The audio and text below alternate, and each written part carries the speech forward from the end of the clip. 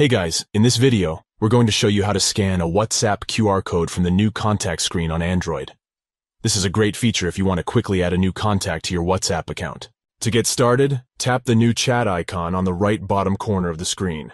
Next, tap the QR code next to new contact. Tap Scan Code, and then scan the QR code using your phone's camera. Finally, tap Add to Contacts to add the new contact to your WhatsApp account. And that's it!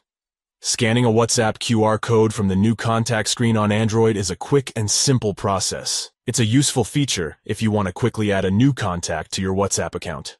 We hope you found this video helpful. If you did, please give it a thumbs up and don't forget to subscribe to our channel for more tech tips and tutorials. Thanks for watching, and we'll see you in the next one.